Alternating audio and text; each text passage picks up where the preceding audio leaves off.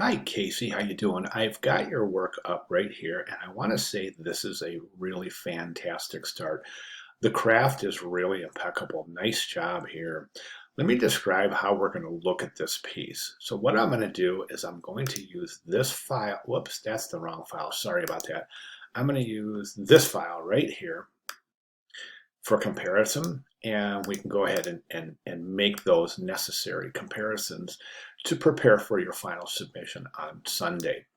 So the one thing I want to mention is that we're going to talk about a couple of things, but it's immediately the first thing I see is some of your stroke widths are really thin.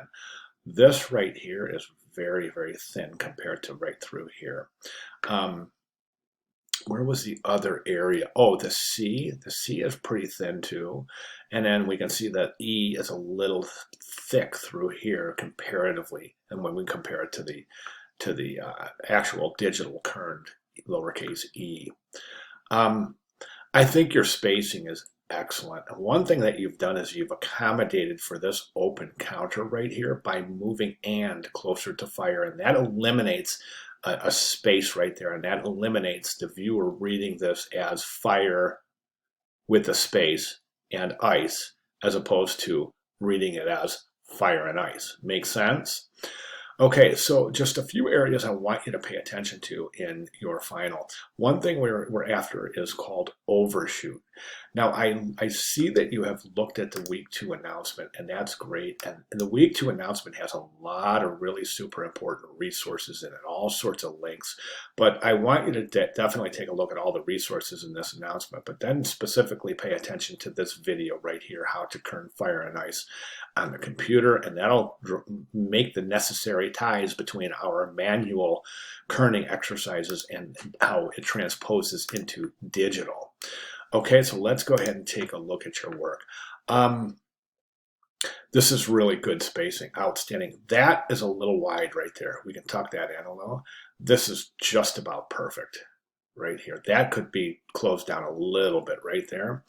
And then the C can be moved a little closer to the E, and then the I can be moved a little closer to the C. And that has to do with that open counter right there. So you want to watch that. Same illusion as this open counter right here. It makes this appear to be more space than there actually is. So we want to close that space down to accommodate.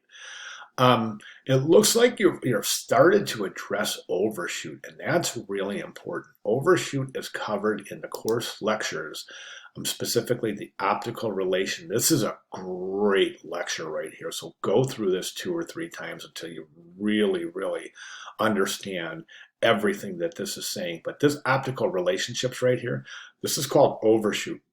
You can take a look at the descriptions right here. And this is a slideshow showing a bunch of different optical relationships, but this is overshoot. And we want to accommodate for overshoot in the final submission for Sunday. Let me show you overshoot up close and personal.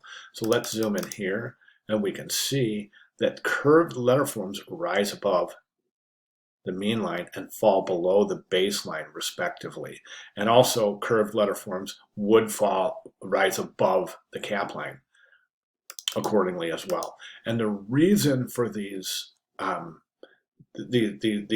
what we call overshoot is it addresses an optical illusion. Now, if these didn't overshoot, then these letter forms would look much, much smaller than their counterparts, right? So you want to definitely be aware of overshoot. And it looks like you've addressed overshoot a little bit here and here. And so you're on top of things. This is fantastic. I mean, you're paying attention, Casey, and I love it. This is good stuff.